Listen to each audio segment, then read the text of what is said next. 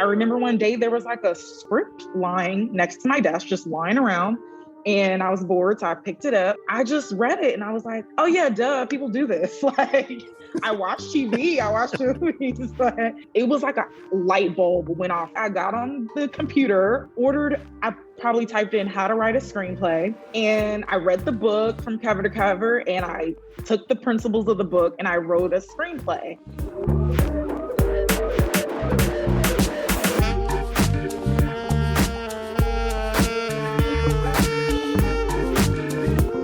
This is the Act One podcast. I'm your host, James Duke. Thanks for listening. Please don't forget to subscribe to our little podcast that can and leave us a good review. My guest today is screenwriter Eboni Freeman. Eboni is a native Angelino who got her start in the television industry working for Fox Sports. While at Fox, she won an Emmy for her work on the 2015 Women's World Cup. In 2016, Eboni was chosen as a Sundance Episodic Fellow and was also selected for WeForShe's WriteHer list. She most recently was co-producer on the hit NBC series This Is Us, which we discuss quite a bit on today's podcast. And while on This Is Us, Eboni has been nominated for 2 Writers Guild Awards and a Humanitas Prize, which is really cool. Eboni is a wonderful person who I know you will enjoy hearing from, but this is a spoiler warning for you This Is Us fans who haven't watched the final episode yet. Eboni and I do discuss some things that might ruin it for you, so this is your official spoiler warning. Enjoy. Eboni Freeman, welcome to the Act One podcast. It's great to have you on. Thank you. I'm excited to be on. We connected through an Act One alum, and we're able to spend some time just, catching up and talking. And I really wanted to invite you on to the show because I think that the podcast, because your journey, I think, is a fascinating one in which I think a lot of young, aspiring, emerging writers can learn from.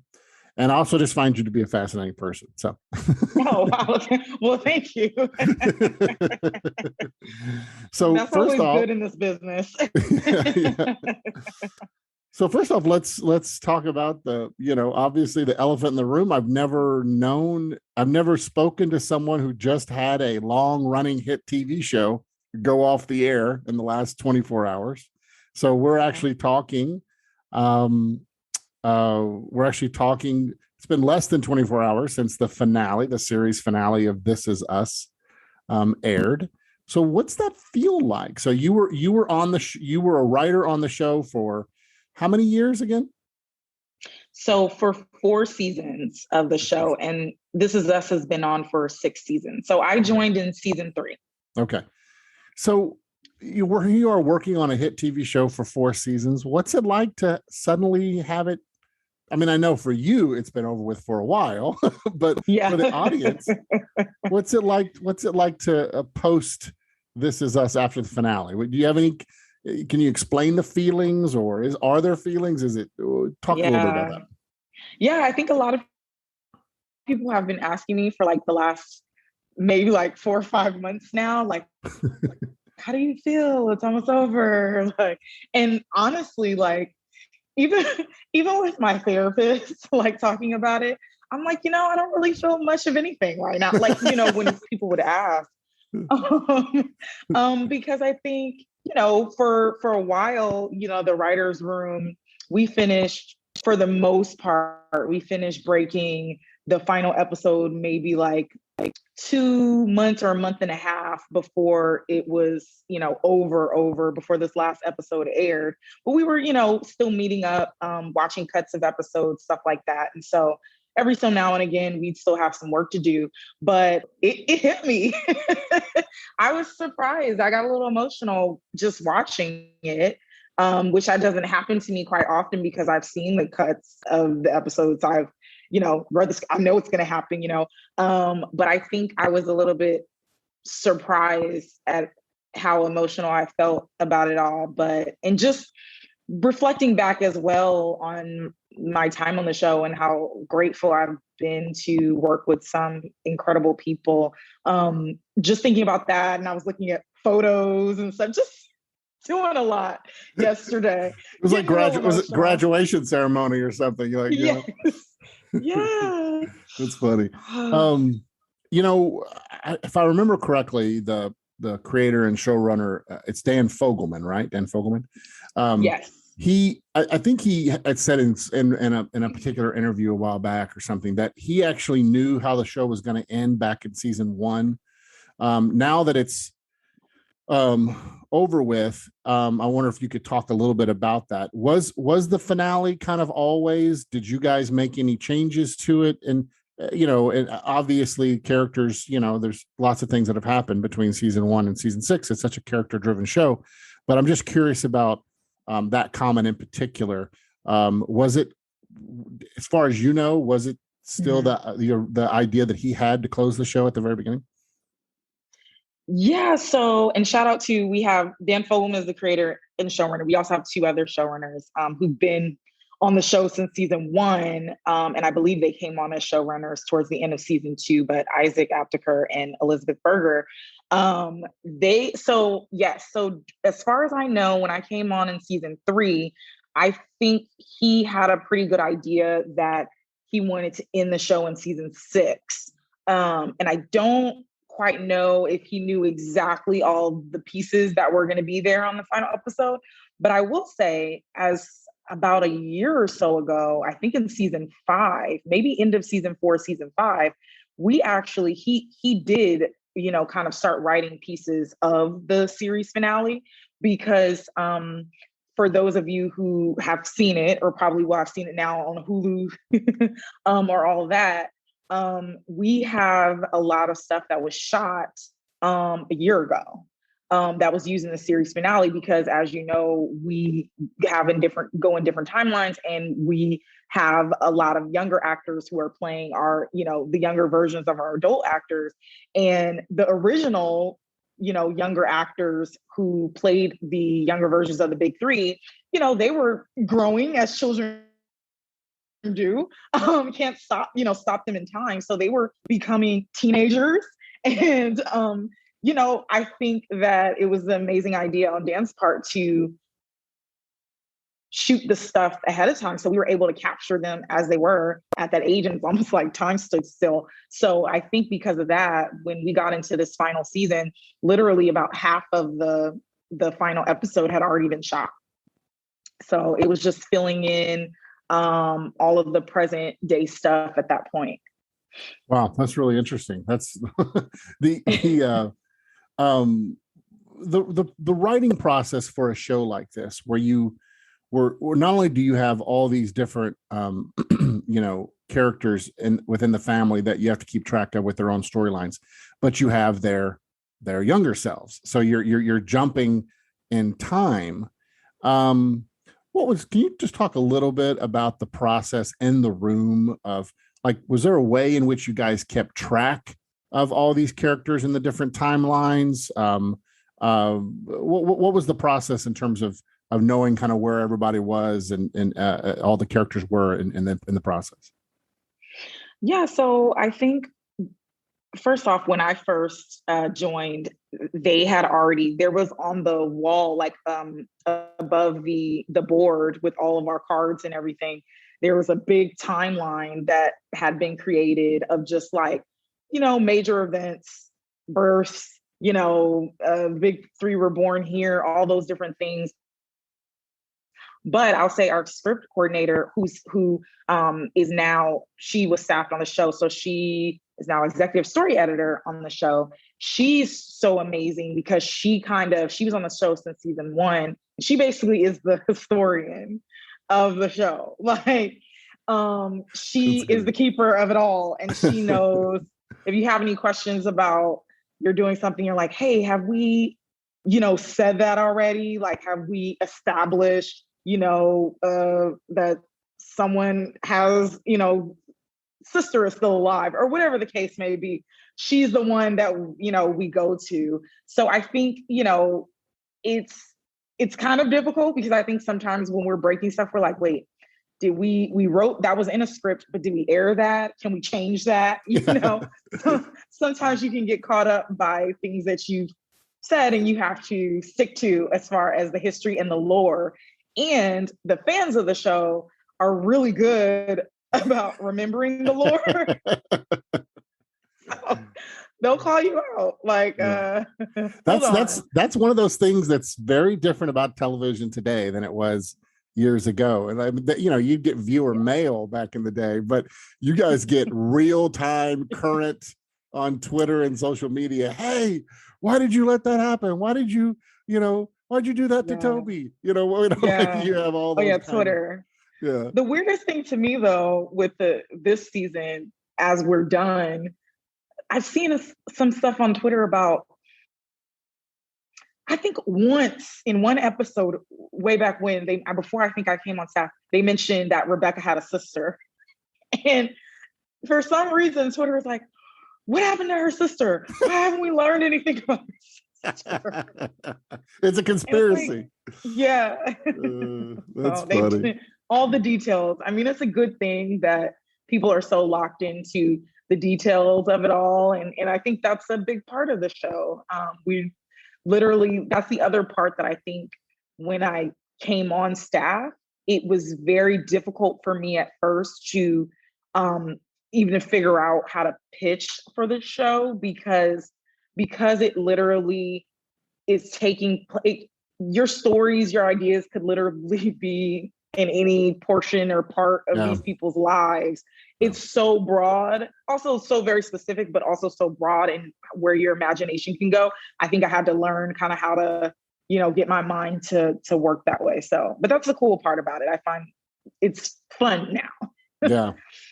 Do you, I know you can't play favorites, but I mean, when you have such an amazing cast, like that's one of the things about This Is Us, right? It's just such a fantastic ensemble cast, particularly with the big three, but the entire cast.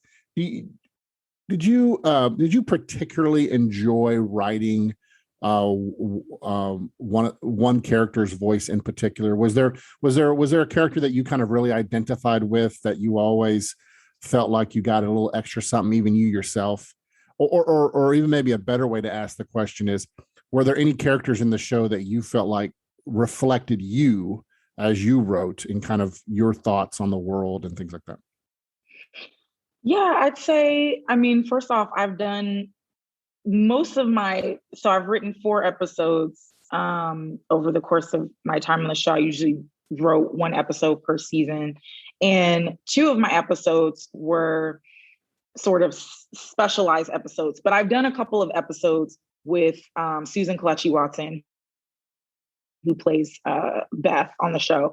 And I don't know if I have one character that I enjoy sort of writing for more, but I would say that, with her episodes that I've done with her, Our Little Island Girl, and then Our Little Island Girl Part 2, those episodes were really special. And I connected with very deeply on a personal level because it goes into sort of her past as a young Black woman who wanted to be a dancer.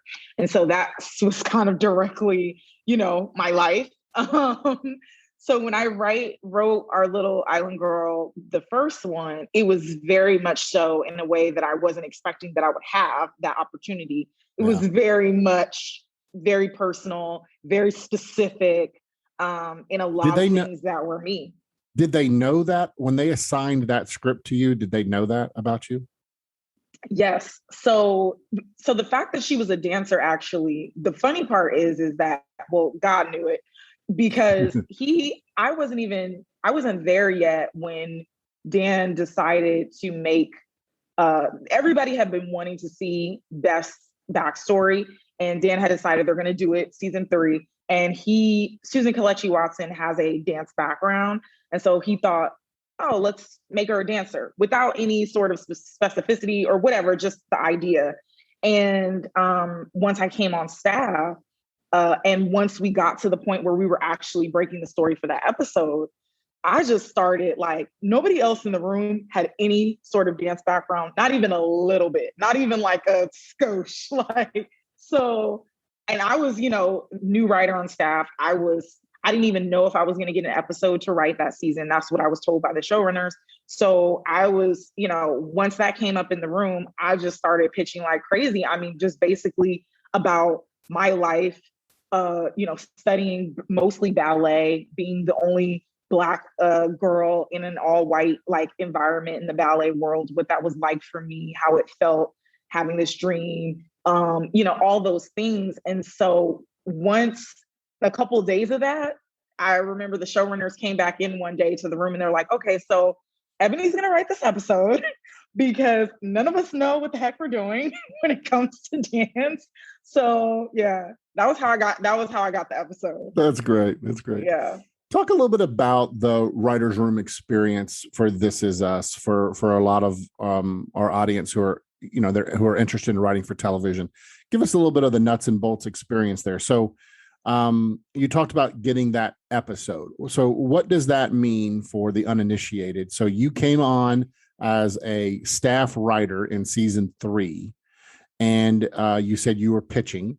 So what is it? What's the process of like who gets to write episodes and how did you get to write episodes? And then if you're not writing a quote unquote episode, what else are you doing in the room? Yeah, that's a great question. So really, so when I got hired as a staff writer, and this was, I can't remember who gave me this advice, but a writer that I knew that was working in the business gave me an advice to basically, I was going to have a call with the showrunners on kind of like what they were expecting of me and all that stuff. And so they gave me what they were expecting of me as a staff writer, which was basically I would be in the room to take some time to kind of see how they worked, and then pitch from there. And they told me right off the bat that as a staff writer, because we do 18 episodes for the show, and there's about 13 of us, including, our showrunners.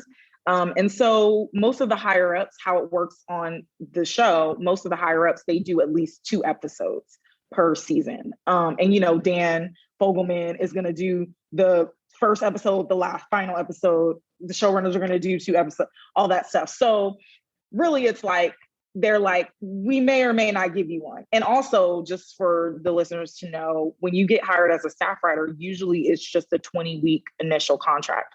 So the show, at least for a broadcast show, is going to go beyond those 20 weeks. And that's basically because they're like, we don't know, we might want to like fire you, if it doesn't work out.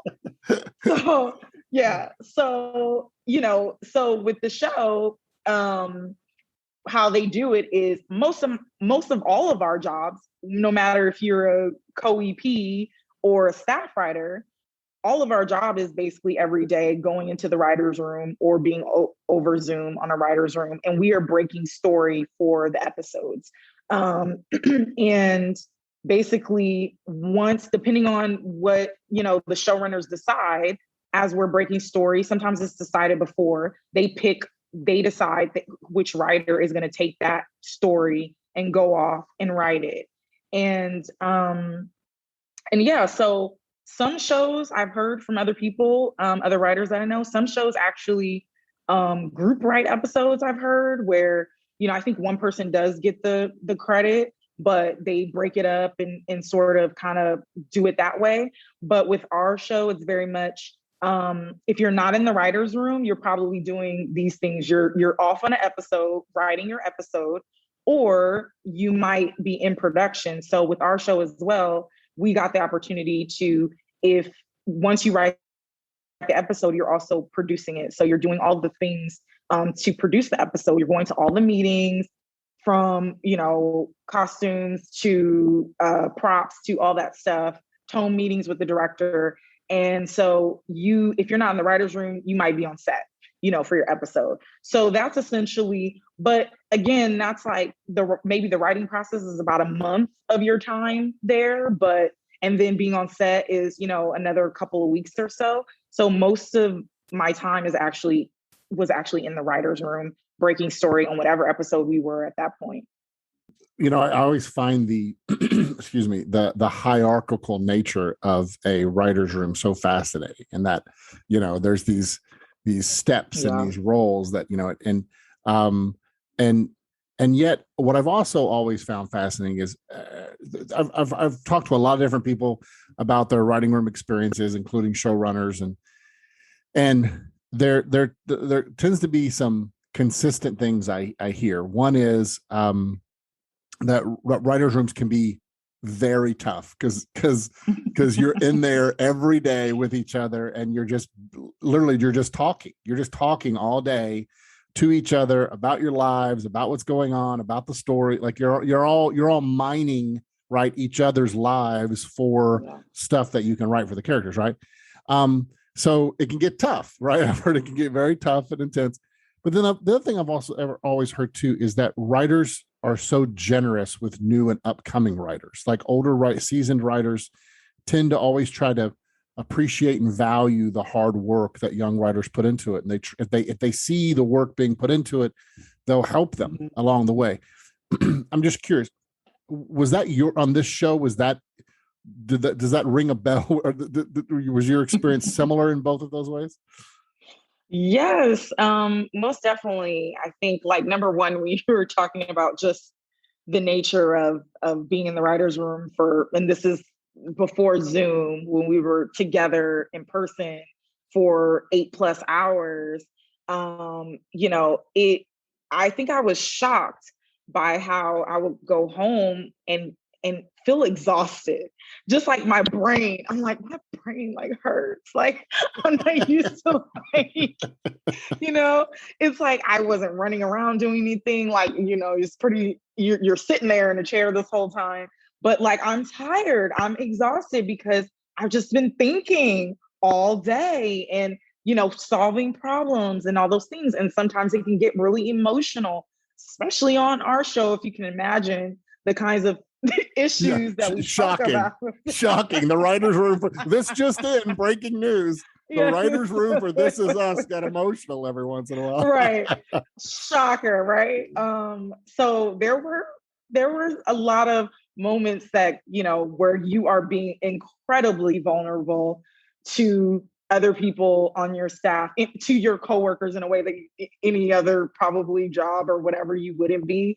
And I think that when I first joined, it was like you said, like, at least on this show, it was definitely everyone very much so welcomed me. And it's, and with our higher ups, definitely were there to, offer advice, just if you had any, because the thing is, you have your showrunners, right? And they're doing 1,000,001 things. They are busy.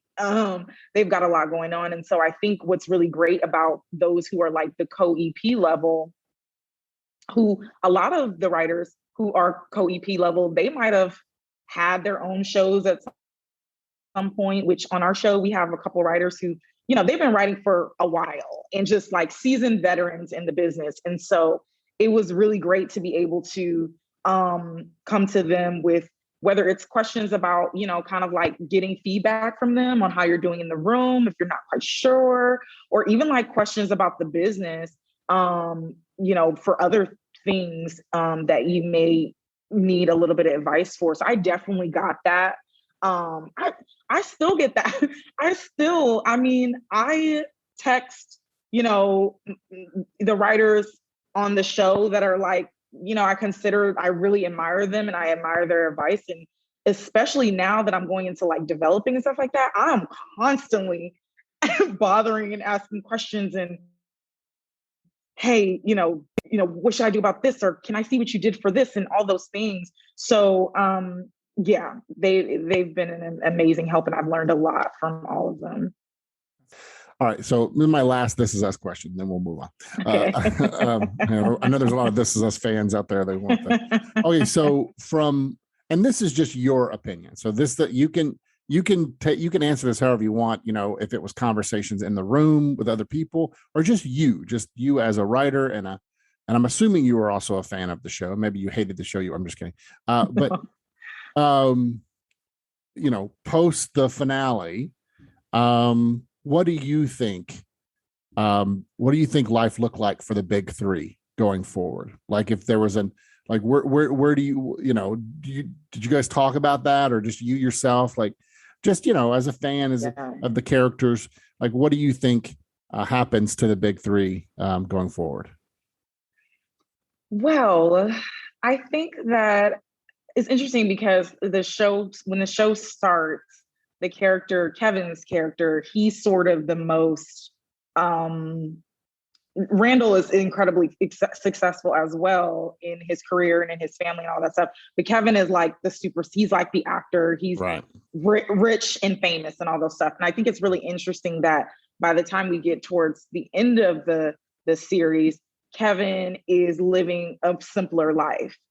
He is sort of, not so much in the limelight or worried about being in the limelight like he was. He is, finally settled, married, he has children, all those things that he's wanted. And so, I'd imagine that, I think that's what, sort of their lives are going to look like. I think Randall, and the way that we envision him, and for those that watch the final episode, he makes a comment about the DNC and all that stuff. And so I think in our brains, we didn't want to go there and just say it. We didn't, but I think I would envision that. I don't know if he will become president of the United States, but I think he would definitely run. And I think he would have some sort of long career in politics, and, just sort of take Kevin's place as being in the limelight in sort of his later years of his life. And I think Kate, we say it, she's doing a lot as far as the music school and working with, the blind and all that stuff. So I think, her trajectory is probably similar to that. I didn't really envision much more, but yeah, I think it's really interesting. I think, Randall is going to be a really, really big deal. And so. I do have one more question, but it's more of a comment too, but I'm just curious your thoughts. I think, in addition to just great writing and great acting that made the show so popular,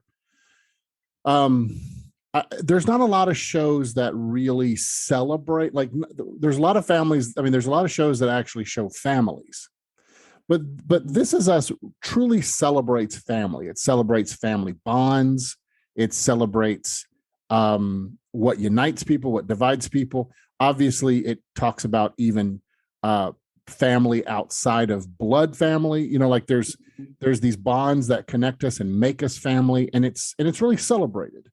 And I'm just curious what your thoughts are on that, because in the end, that's what I think is one of the biggest takeaways of the show, is that there was this real sense of everyone's family is unique and different and special. But in the end, when family works well, it works really well to the benefit of, everyone in the family. There's this real sense of love and acceptance and community inside a family.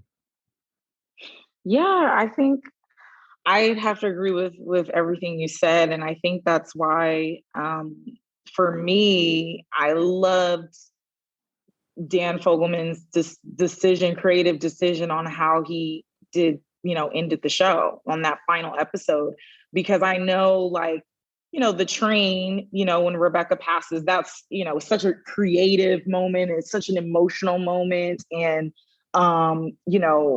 I absolutely love that episode as well. But I think, like, our final episode is very indicative of, like, what our show has been as a whole. Like, it really, at the end of the day, it's about the bonds of family and the small moments and those things that, those milestones. Like, I mean, even just the scene of him teaching them to shave, and, like, that's really what the show is, in my opinion. And yes, we've done all the flash forwards and the future and the mysteries kind of and all that stuff.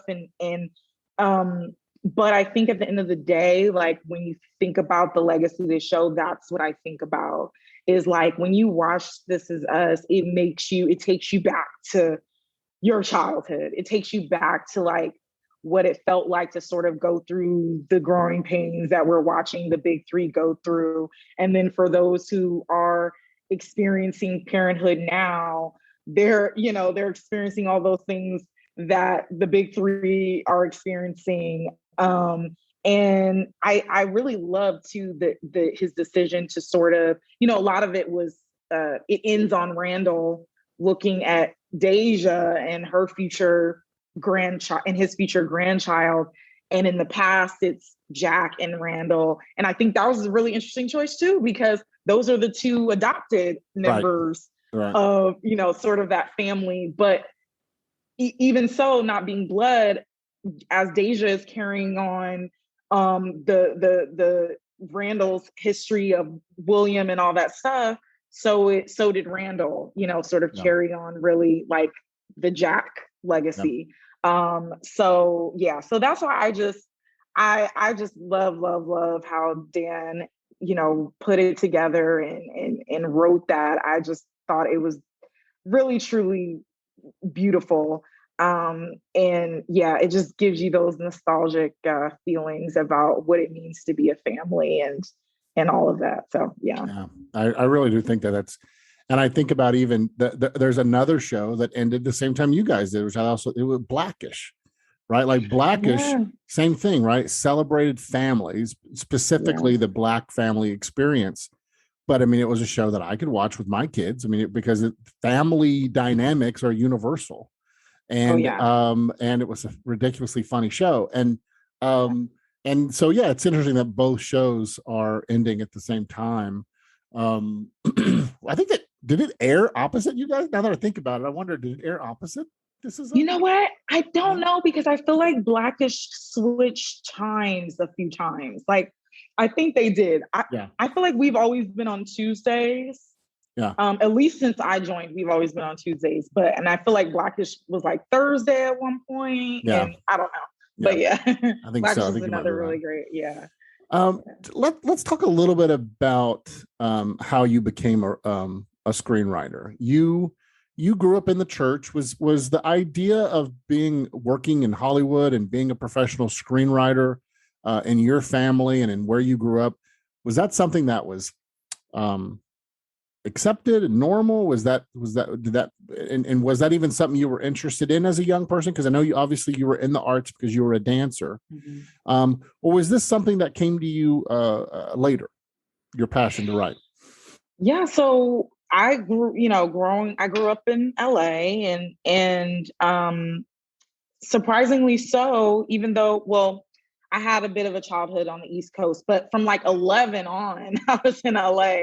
And I gotta say, I'd never not once thought about working in Hollywood. In the like, it did not. That's great. It wasn't even a thought in my mind. Now, granted, there was no one in my family who, did that or was on my mom or my dad's side, there was really no connection that we had to the business. I think one of my brother's best friends, he was an actor. So that was probably the only actor we knew. And he had done some stuff.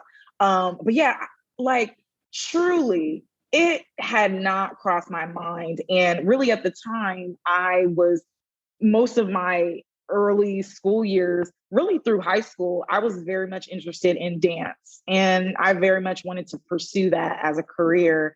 And so when I quit in high school and I went off to college at the University of Michigan, I really was one of those students that had absolutely no idea what I wanted to do with my life. And so I jumped from physical therapy. I thought maybe I want to be a physical therapist because maybe that will allow me to work with dancers and keep, keeping that world. And then when I decided that wasn't for me, I sort of moved into a more communications major. And it was sports management and communications. So it had sort of a side of sports business. But, even doing that, I sort of threw myself into that because I really just didn't know what else I wanted to do. So I was like, sports is a lucrative business. I guess so when I tell you I worked for the athletic department, I mean, I was in it. I was trying to make it work. But the summer before my senior year, I had an internship. I came back out here to LA. I had an internship for FX, which was on the Fox lot. So now I'm like in that world. It's in publicity. And I was really like, it was a small department at that time. This was like over 10 years ago. So I'm sure they're bigger now. But they, I worked for them and I was sort of bored because they didn't have much for me to do. And so I remember one day there was like a script lying next to my desk, just lying around. And I was bored. So I picked it up. I don't even know what it was for. I think it was like for a show that didn't quite get on air or something like that. But I just read it and I was like, oh, wow, this is interesting. Like, oh yeah, duh, people do this. Like, I watch TV, I watch movies, but it's not like how it is now, where like with everyone's obsessed with knowing who wrote the stuff. Like writers, people weren't, you knew directors, you knew who, you could name directors, you knew who Spike Lee was, you knew who Steven Spielberg was, all that. And so it was like literally when it was like a light bulb went off, like an aha, as Oprah would say, moment. Someone actually gets paid to write these things. Yeah. I was like, oh, cool. So then I literally, when I say I got on the computer at work, went on Amazon, and this was before Amazon Prime. So, I probably typed in how to write a screenplay, whatever the first book was, came to my house and I read the book from cover to cover and I took the principles of the book and I wrote a screenplay. And it was about, it was about being a resident advisor at a Midwest college in the Midwest. And that was basically what it was about. And I enjoyed the process. And so I was like, okay, hey, let me write another one. And so I wrote a second script. And by that time, I was like, well, I really like this. This is really cool. I think it was tapping into something creative a creative outlet. I mean, I was always creative. I danced. I was, so it was just like, oh, I really find this to be fun. So when I went back for my senior year at Michigan, I enrolled in a screenwriting course in the film school for my first semester back for my senior year. Again, like just my favorite class. I was so excited about it, so into it. I wrote another original screenplay. And then basically that class gave me a lot of like confidence that, oh, maybe I have a little bit of a knack for this. And I think my professor was very encouraging. And so the second semester, my final semester before I graduated, I took their sort of second class after that class, which is where you rewrite the script that you wrote in the first class. And so by that time, by the time I was getting ready to graduate, I was very much like, I'm moving back to LA and I'm going to be a writer. Like that was the point where I like said it out loud. Like, and I feel like my parents were like, all right, like, I mean, I don't, they didn't they were very encouraging. I think they were very much like, well, you got to get a job. Like, obviously I knew how to get a job and there were bills to be paid. I had student loans to pay off. So there was never I was never that type of person where it was like, blah, blah, I'm just going to kind of, So yeah, I came back and I think naively, I thought after that first year, I was going to, sell a screenplay and make millions. And it took almost 10 years. And so, yeah, that was basically the process, but So you were in college when you discovered this passion. And what was it? You mentioned you really liked it. And so you wanted to do it again.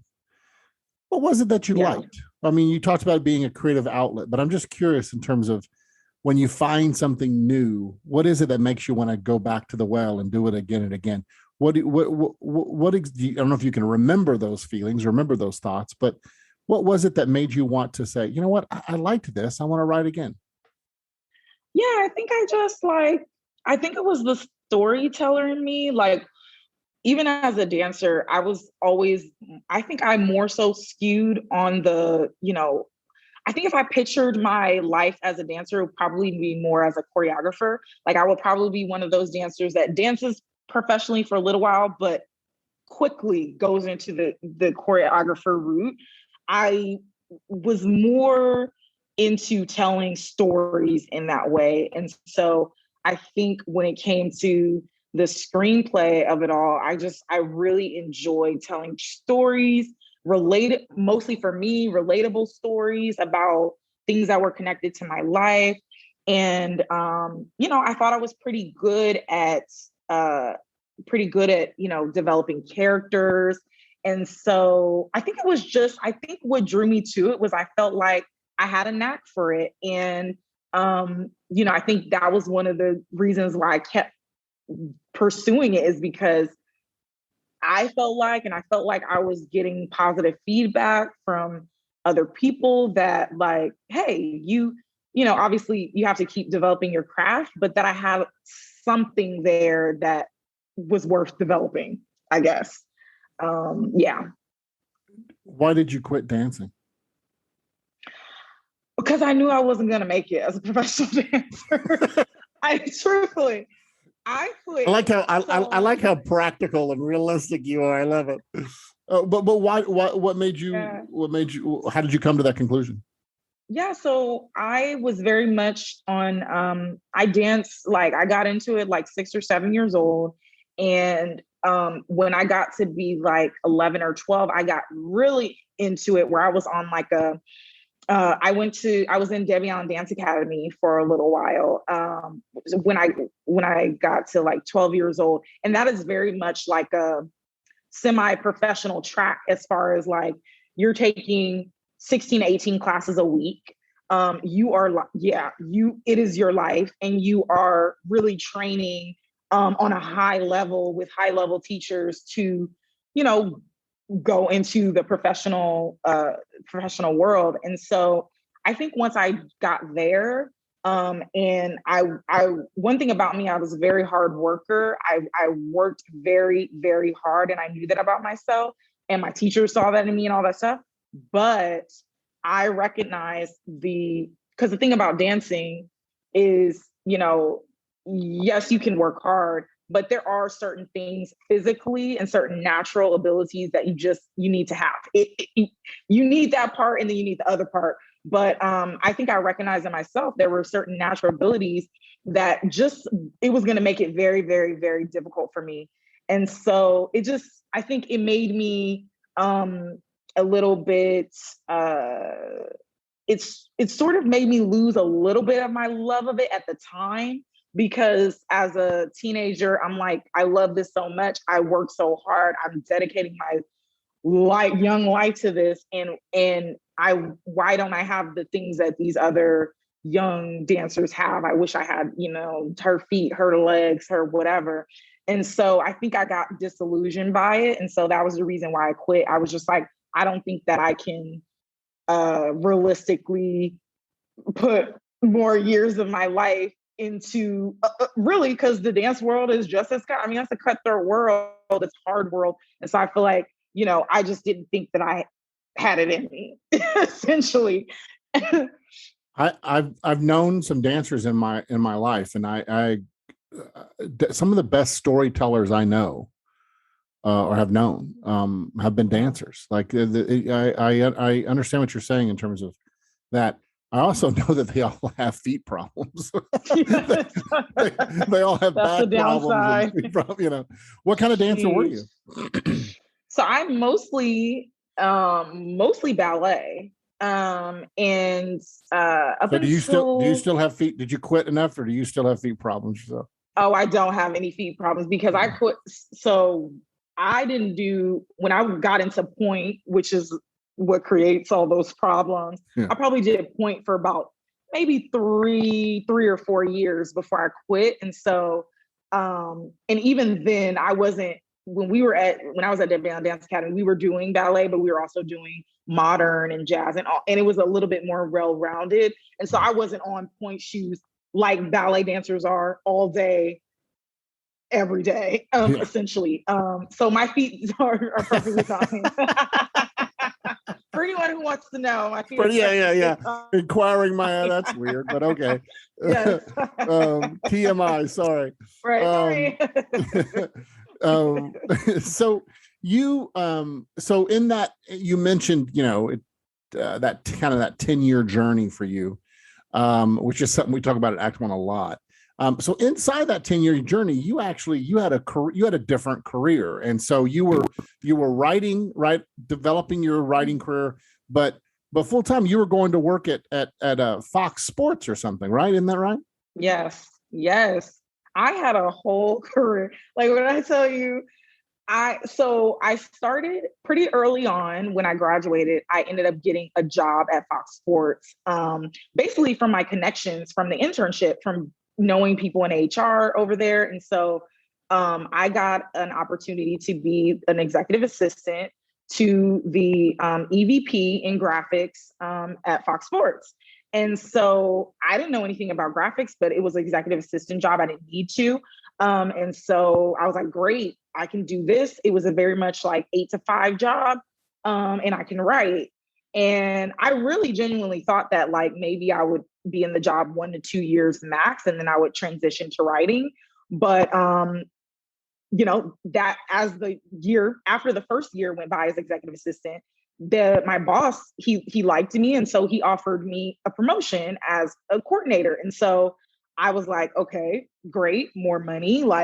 So I moved to coordinator, and then, I did that job for a year or two. And so basically my time at Fox Sports, while I'm writing, I ended up moving up in the department, all the way to producer level. And so by that time, when I was like at producer level, I was really, I had my own projects that I was working on. I worked the Women's World Cup. I was really doing well at Fox Sports. And I think even though I was writing, and at this time I was mostly writing features, I wasn't really seeing much. There would be little here and there where, like, oh, I got a manager now. Okay, great. I have a manager. That's a win or whatever. Or, oh, I'm a part of this new writers group, and, this is really going to help me get a little bit further, in my craft and all that stuff. Oh, I have an interview for a showrunner's assistant, or I have an interview for a writer's assistant, then don't get the jobs, So it was a lot of those things happening.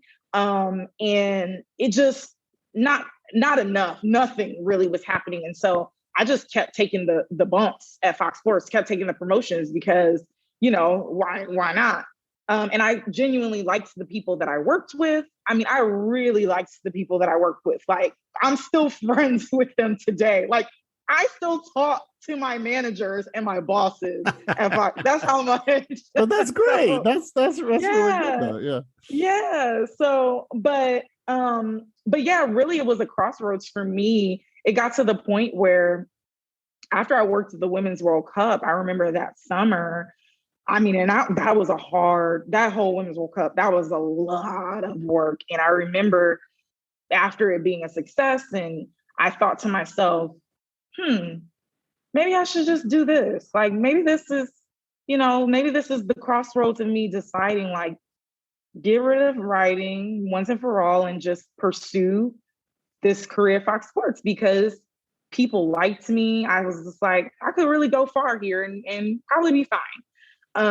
And I remember actually my a boyfriend that I had at the time, he was like, was an entrepreneur, and he gave me a podcast to listen to. It was Dave Ramsey had, he has multiple stuff, but he had a podcast, Entree Leadership, which is mostly geared towards like salespeople.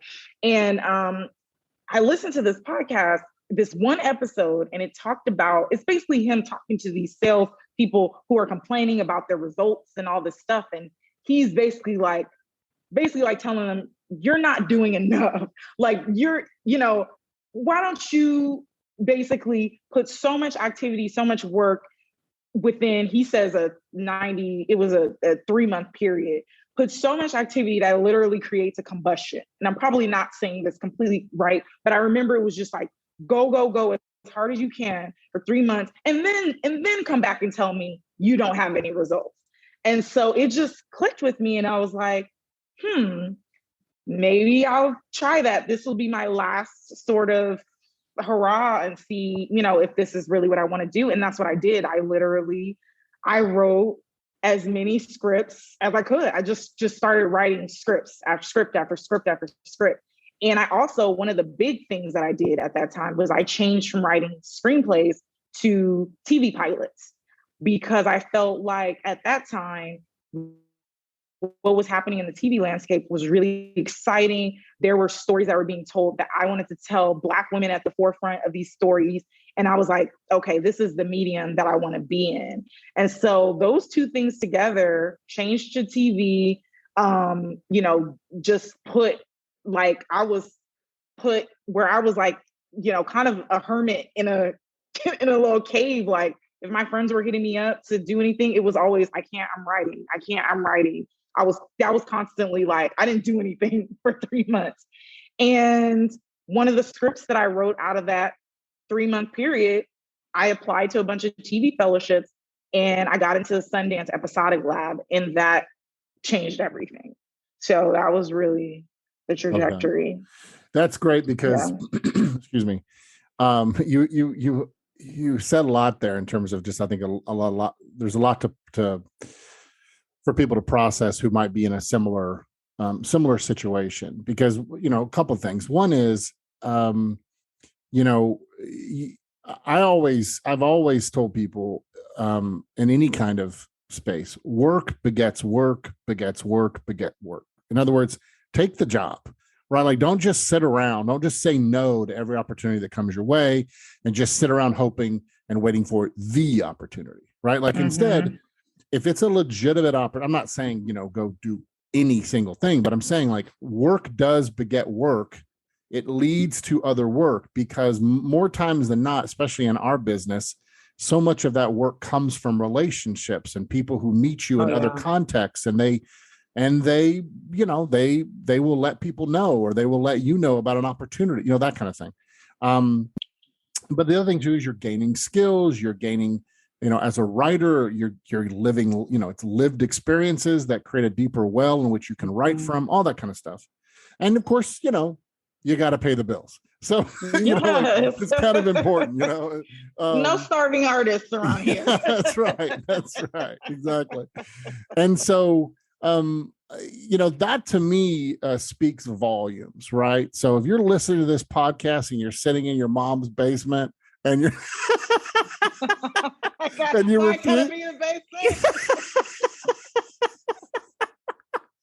and you're refusing to go out and get that job because you want to write the next great American screenplay, I think Eboni and I are saying together, go get a job. No, I'm just kidding. Get a job. No. That's right. Go get a job. But no, more than that, like, I think one of the things I think is great about your journey is you actually said to yourself, I'm going to go until I can't go anymore. And then you talk about this idea of hitting it really hard for a certain period of time. I think that's kind of pretty awesome. When you were just trying to crank out scripts, right? When you were just like, I'm going to hit it hard, I'm just going to crank out these scripts. What were you using as kind of a gauge that what you were writing was, any good, was worthwhile, because that's the other thing that I hear all the time. Well, I don't have anybody to read my stuff. I don't have anybody to tell me, and yet here you are, you're just like, okay, fine. I'm going to go an intense period of time. I'm just going to write. What was a gauge for you? What was that process like for you? Yeah, that's a really good question. So yeah, during that time when I was going, cranking out as many scripts as I can, I was actually involved in a writer's group. And so I would say during the period of those 10 years, I have been involved in a handful of writers groups over the years through relationships that I have made, people that I knew who knew that I, wrote and wanted to write and, would sort of be connected that way. So I remember that particular year, I had a friend of a friend. Actually, we met we met through a friend and at a writer's thing, and he was starting up a writer's group, and he invited me to join. And so during that, and they were all also mostly, there was one person who mostly did screenplays, but everybody was mostly trying to get into the TV space. And so I think that was really important for me because I had, transitioned to wanting to do that. And so we would meet once a week, and we would turn in pages. And so everything that I was writing, they were reading, they were giving me notes. And that was for that particular pilot that I applied to the fellowships for. They read that pilot. They gave me notes on that pilot. And that was how I workshopped it. And, I think even though, obviously as a writers group, we're all, everyone is sort of doing the best that they can because they're not working in the business yet. So we're all working off the knowledge that we have. And I think that's great, and that'll get you far. And then of course, when you do break into the business, you'll learn a lot more. You'll learn a whole nother whether you like it or not, right? That's why I always tell writers too. I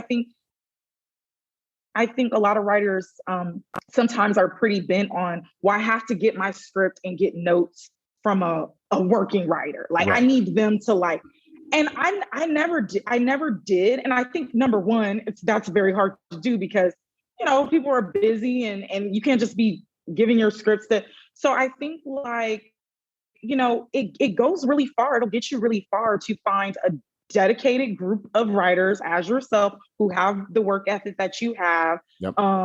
And who can workshop your scripts. And I think that, again, agents for new writers, showrunners, I'm sure when the showrunners for This Is Us read my script, I'm sure they could have gave me a million different ways I could have done better on it. But what they were looking for, yes, I had a concept of the craft and of writing a script and scenes and all that stuff. I had the technical stuff down, but I think more than anything, what they got from my script was who I was as a writer, my voice, my point of view. And that's what I think leapt off the page. And so I think don't get bogged down by the I have this thing and I have to have this, professional give me notes or else I'm not going to go far. I think that's not true. I think so. That's really good advice. I can't agree with you more. Try to find similar writers at your level with your passion, with your work ethic to be in a writers group with, where you're reading their stuff, they're reading your stuff. That makes a huge difference. You touched on this a little bit. One of the things that I've heard a lot with people I've talked with is particularly, for writers, particularly for television, but all writing in general, is POV is really important, right? Like finding your voice and having a particular point of view is really important. Could you break that down for us just a tiny bit from your understanding of why is that so important for a young emerging writer to develop? Yeah, so I think, first of all, it was something that didn't really click for me until like literally when I started writing for TV. And that sort of clicked because when I started writing TV pilots, the reason why I wanted to do it, I thought to myself, I said, first of all, for the last 7-8 years, I've been writing these screenplays that haven't been getting any traction because really, quite frankly, I was writing stuff that I thought, was popular. I was writing stuff where I thought, oh, this with the idea of this would sell. And, I was not really writing necessarily what I was passionate about or what, really was specific to me as a person. And so when I asked myself that question, what would I want to watch on TV? Then that was when I came up with a story that was incredibly personal to me. Now, it wasn't like, you don't have to have something that's like ripped from your life or like ripped from the headline sort of thing, but it was personal to me because it was very specific to the people I knew, to the way in which, from my perspective, you know, people interacted or were. It was just my point of view on life and the world. I think in that script was very specific, and also authentic.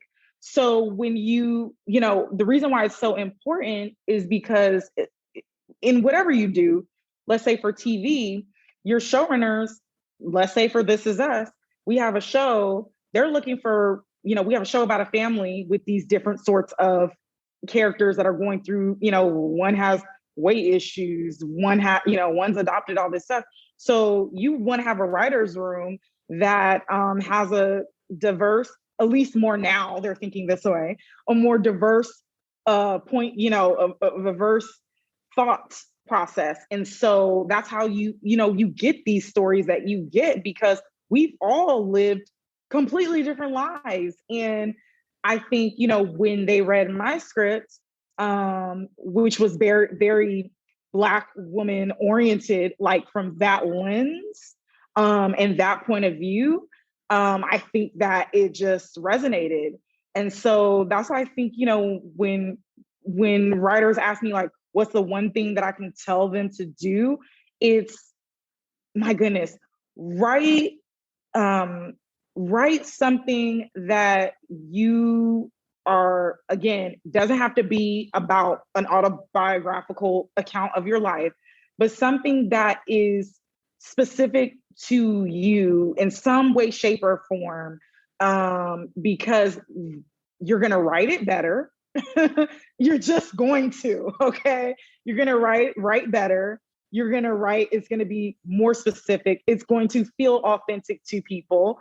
And it's just going to leap off the page, and it's going to make you desirable to those that are going to be hiring you to tell stories. So yeah, what makes your script unique is your own uniqueness, right? Like, yes, like it's you. Yeah, it's you. And like, if I'm reading 10 different spec scripts, the one that's gonna stick out, because they're probably all at a similar quality level in terms of, you know, they're written competently or you know, they're, you know, whatever. But the more unique yours is, that's actually what's going to make it stand out and the reader will take notice. And yeah. It's the other thing too, is even thinking about this now as like being out of the writer's room and going into development, when you are, so it's like, you think of this idea. That's why I think it's, people sometimes are so precious about ideas. And I think especially like newer writers, they've like, oh my gosh, I can't tell you my idea because, you know, that's the thing. And I don't want anybody to steal it. But when you think about point of view, it's like, we could literally say, I'm writing a show about a Black female true crime detective in the South. Like, we could both have those same ideas. And because of how different we are, we will attack those two ideas completely differently. Yeah. And, you know, that's a thing that comes along when you are going into meetings and you're developing and you're going out for like open writing assignments. Producers want to know, you're basically pitching your take on something, how you would take the idea, the book they want to turn into a movie, whatever. And you're saying, this is how I would do it. You know, like, there's this book and they're meeting with how many writers. And every single one of those writers, because of how different we are, we're going to have our own way, specific way of how we see that story. No. And so when you think of point of view, I think even more now, I see the importance of that and the importance of how that works. So yeah, a friend of mine says, people always think, like, when they think of, like, you know, the Tarantinos or the Sorkins of the world, and they go, oh, it's the way they write dialogue that, that's their voice. And he's like, nope, that's not their voice. That's just the way they write dialogue. It's the way they view the world. It's the way they view the world. And more specifically, the way they view those characters in that world, and how their own unique perspective on the world, that is what's going to get reflected in the art form. I even think even for you as a dancer back in the day, right? Like, you would interpret a song, right? You would interpret, your body would move to the music, but what you were interpreting was actually your understanding of the emotional experience of that song, what the lyrics were saying, right?